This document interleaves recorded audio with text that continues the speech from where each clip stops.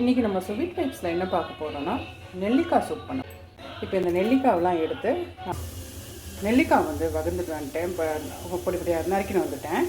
இதில் நம்ம என்னென்னலாம் சேர்க்க போகிறோம்னாக்க இதில் துவரம்பருப்பு வச்சுருக்கேன் நான் அதுக்கப்புறம் மிளகு ஒரு அரை ஸ்பூன் போட்டிருக்கேன், ஜீரா ஒரு அரை ஸ்பூன், ஒரு பச்சை மிளகாய், கறி லீவ்ஸு, பூண்டு ஒரு 4 பல், அப்புறம் கொத்தமல்லி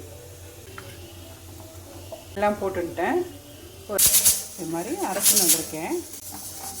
இது ஒரு கொதி வந்துட்டோம். அரிசி மாவு அதில் தண்ணியில் ஊற்றி டைல்யூட் பண்ணி வச்சுருக்கேன். இதை ஊற்றலாம். கேரட் பொரியலுக்கு நறுக்கியிருந்தேன், அதையும் இதில் போட்டுடுறேன். ஒரு கொதி வரட்டும், நல்லாயிருக்கும். இப்போ அரை ஸ்பூன் அரிசி மாவு தண்ணி போட்டு ஆஃப் பண்ணிடுறேன். இதில் கொத்தமல்லி தழை போட்டு இறக்கிக்கலாம். நெல்லிக்காய் சூப் சர்வ் பண்ணிடலாம்.